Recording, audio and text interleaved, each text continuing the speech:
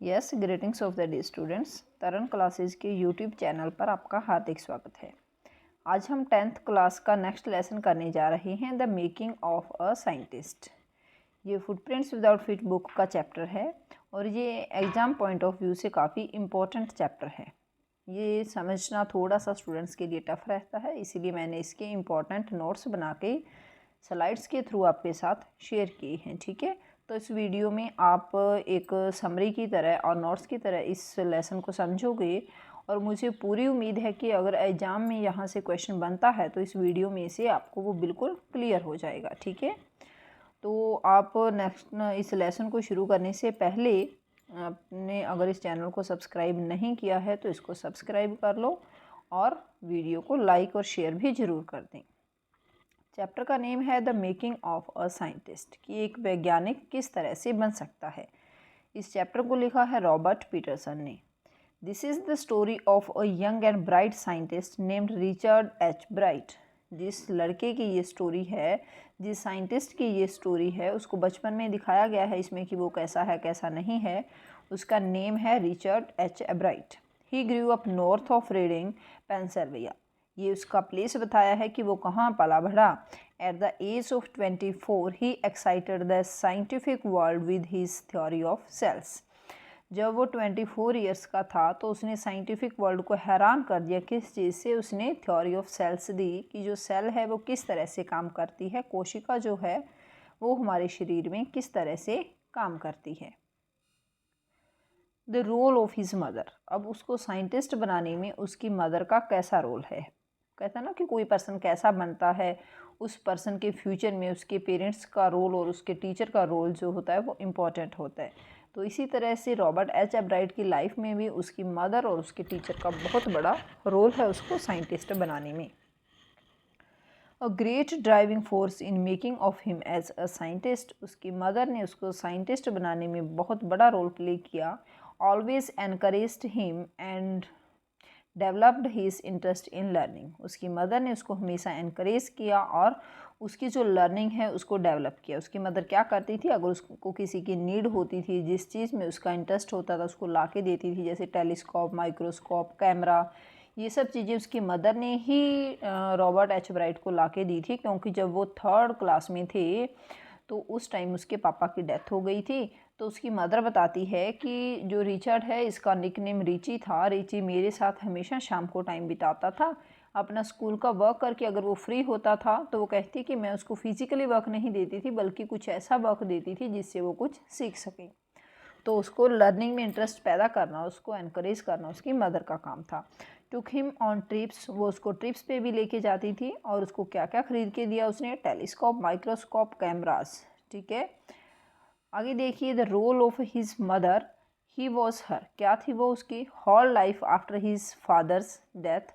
उसके पापा की डेथ के बाद पूरी ज़िंदगी में उसकी मदर ने ही उसका साथ दिया। ओनली कंपेनियन, मतलब उनकी फैमिली में से जो कोई उसका साथी था वो सिर्फ और सिर्फ उसकी मदर थी। She would find work for him that will make him learn new things if does not have any. अगर उसके पास कुछ करने को कोई काम नहीं होता था तो उसकी मदर उसके लिए कुछ ऐसा वर्क देती थी जिससे वो कुछ नया सीख सके। अब अर्ली चाइल्डहुड टैलेंट, जब वो बहुत छोटा था, उसका बचपन था, उस टाइम उसमें कैसे टैलेंट थे, वो कैसा था। By the time he was in 2nd grade he had collected all the 25 species of butterflies found around his home town. उसकी होम टाउन के आसपास टोटल 25 तरह की जो बटरफ्लाई है उनकी स्पेसीज थी, तो वो उन्होंने सभी कलेक्ट कर ली थी। किसने? रिचर्ड एच ब्राइट ने। जब तक वो 2nd ग्रेड में था तब तक, मतलब 2nd क्लास में था, 2nd स्टैंडर्ड में था, तब तक उसने 25 तरह की बटरफ्लाइज को कलेक्ट कर लिया था। ये भी बड़ा टैलेंट है, वरना बच्चे एक बटरफ्लाई को पकड़ा उसको मार दिया ऐसा करते रहते हैं, है ना। आगे द ट्रेवल्स ऑफ मोनार्क 10। ये बुक का नेम है the travels of monarch 10। X दिखाई दे रहा है ना, ये क्रॉस नहीं है, ये एक्स लिखा हुआ है जिसका मतलब है 10, मोनार्क एक्स। ये बुक का नेम है the travel of monarch x. ये जो बुक है उसकी लाइफ में सबसे बड़ा रोल प्ले करती है क्योंकि उसकी मम्मा ने इसको ये बुक तब दी थी जब वो 2nd ग्रेड में था, मतलब क्लास 2nd में था, और उसके पास उसने 25 तरह की बटरफ्लाइज को कलेक्ट कर लिया था। तब उसकी मदर ने उसको ये बुक ला के दी थी। ये बुक किसके बारे में थी? The book is about how butterflies migrate to Central America. इस बुक में लिखा था कि जो बटरफ्लाइज हैं किस तरह से वो माइग्रेट करती हैं सेंट्रल अमेरिका की तरफ। It was written by doctor Frederick Urquhart of the university of Toronto Canada. ये जो बुक लिखी थी वो किसने लिखी थी? डॉक्टर फ्रेडरिक ने, जो कि कनाडा की यूनिवर्सिटी ऑफ टोरंटो के हेड थी। Readers were invited to help study butterfly migration. इसमें रीडर्स को इन्वाइट किया गया था कि वो बटरफ्लाइज के माइग्रेशन की स्टडी करने में हेल्प करें। और उस पर ये भी लिखा गया था, नीचे वाली लाइन इस वीडियो में प्रॉपरली नहीं आई है, उसमें ये भी लिखा गया था कि अगर किसी को भी ये माइग्रेटेड जो बटरफ्लाई है जिसके ऊपर टैग किया हुआ होगा ये किसी को भी मिले तो वो हमें इन्फॉर्म ज़रूर करें। नीचे उनका कॉन्टैक्ट नंबर दिया हुआ था। ये देखो, इसमें बुक का नाम में से स्लाइड में अच्छे से दिखाई दे रहा है, the travels of monarch 10। But it was impossible to catch so many of them in 6 weeks.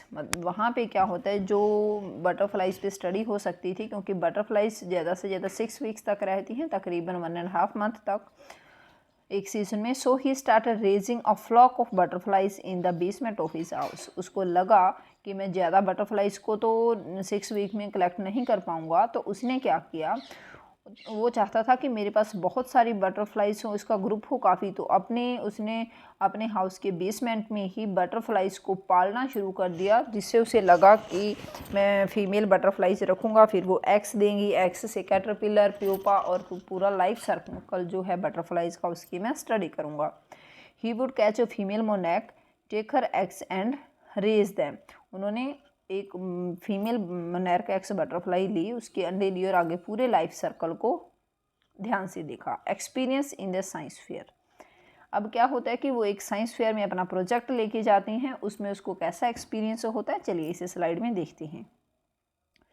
When he was in the 7th grade he participated in a science fair and lost. मतलब हार गया। हारने का मतलब ये है कि उसने अपना प्रोजेक्ट शो तो किया बट उसको प्राइज़ नहीं मिला।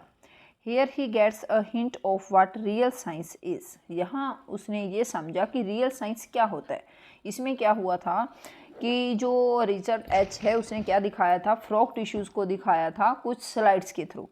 तो जो बाकी स्टूडेंट्स थे उन्होंने रियल में साइंस के एक्सपेरिमेंट करके दिखाए थे, उन सभी स्टूडेंट्स को प्राइज़ मिले, बट रिचर्ड एच एब्राइट को नहीं मिला। तो उसको एक्सपीरियंस हुआ कि जिन्होंने रियल साइंस के एक्सपीरियंस किए उनको तो प्राइज़ मिला, मैंने तो सिर्फ डिस्प्ले ही किया तो उसमें इसलिए मुझे प्राइज़ नहीं मिला। तो उसने सोच लिया कि नेक्स्ट ईयर मैं भी रियल एक्सपेरिमेंट करूँगा। He learns that science is not a neat display of something but doing real experience. उसको पता लगा एक्सपेरिमेंट्स कि जो साइंस है ये सिर्फ ऐसे नहीं कि डिस्प्ले वगैरह हम देखें, बुक में पिक देख ली, रियल एक्सपेरिमेंट करने से है। He wrote to doctor Urquhart for ideas and got many suggestions for experiments. उसने उस डॉक्टर को लिखा और कुछ उनके सजेशंस मांगे कि मैं क्या क्या एक्सपेरिमेंट करूं। He kept on working on them throughout his high school which led him to many prizes project on national and international levels.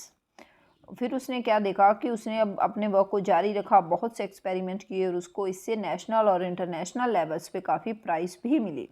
In 8th class he find out the cause of a viral disease that killed all मोनैक caterpillars.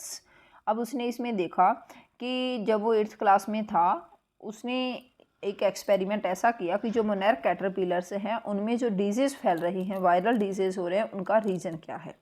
तो उनको ये लगा कि इनको Beatles जो हैं वो खाती हैं और उन बीटल्स के थ्रू जो कैटरपिलर्स हैं इनमें डिजीज़ फैल रही हैं।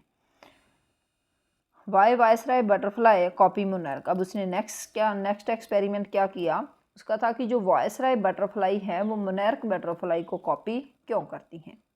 अब देखो, they are the food of birds, क्योंकि वो जो बटरफ्लाइज हैं वायसराय बटरफ्लाइज हैं वो बर्ड्स का एक तरह से फूड हैं। Viceroy taste good whereas मोनैक do not taste good for birds. जो वायसराय बटरफ्लाइज हैं उनका टेस्ट अच्छा होता है, इसलिए उनको जो बर्ड्स हैं वो ज़्यादा खाती हैं, बट मोनैक बटरफ्लाइज का टेस्ट अच्छा नहीं है बर्ड्स के लिए, इसलिए वो उनको कम खाती हैं।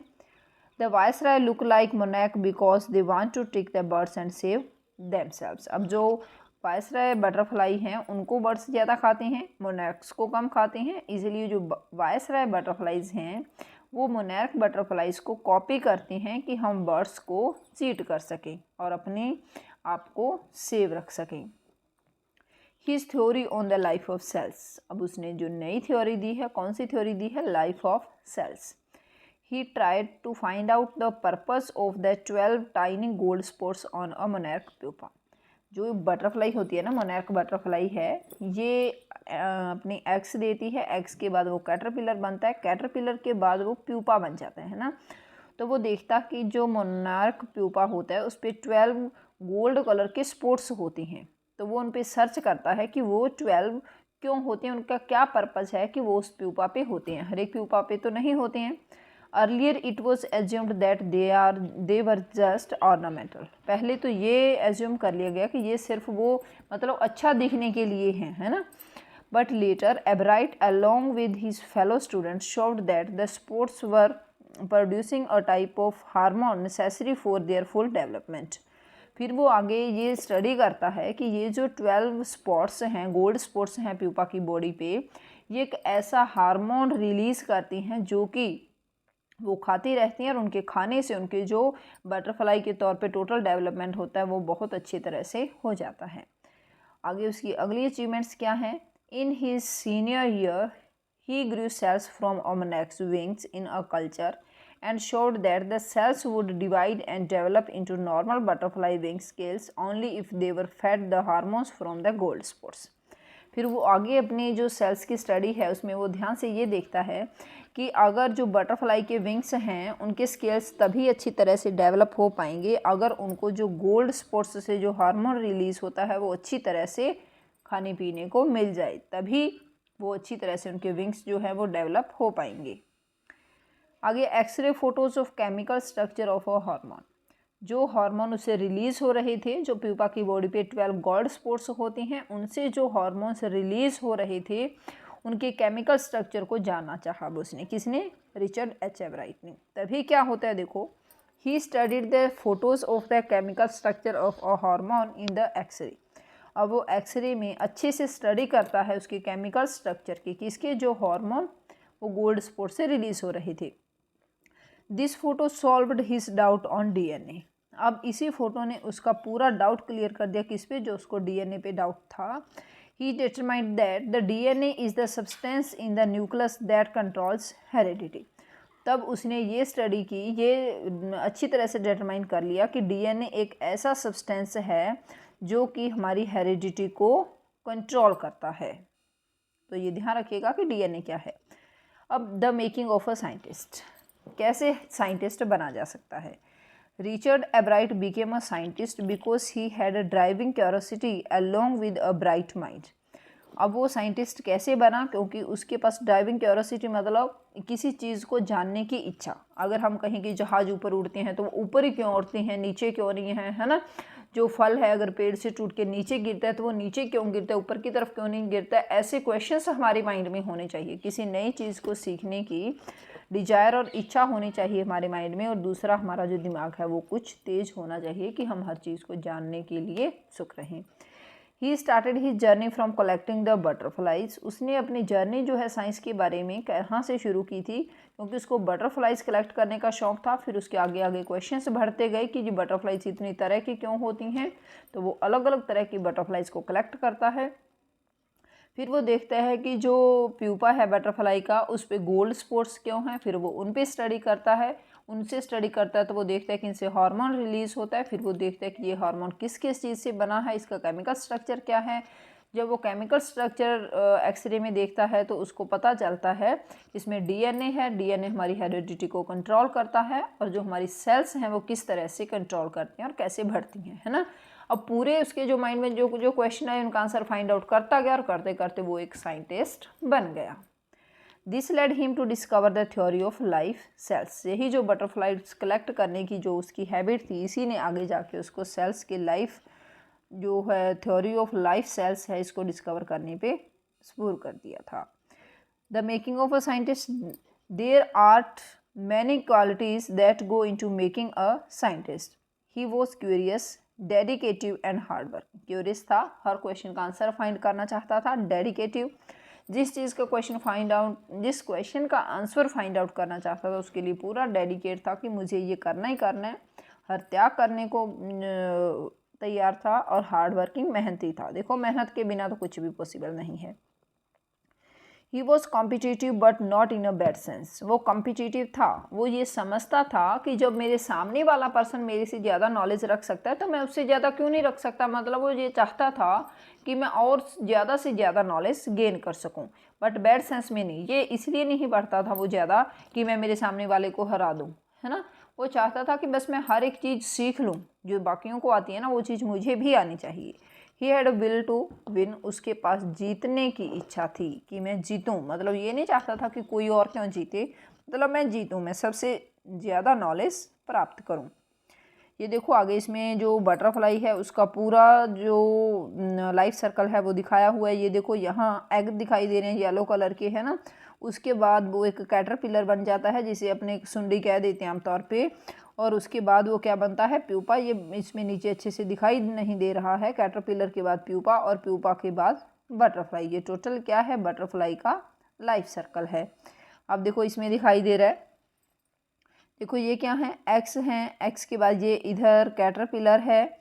कैटरपिलर के बाद नीचे देखो प्यूपा है ना। प्यूपा पे गोल्ड स्पॉट्स भी हैं और उसके बाद वो एक बटरफ्लाई बन जाती है प्रॉपर, है ना।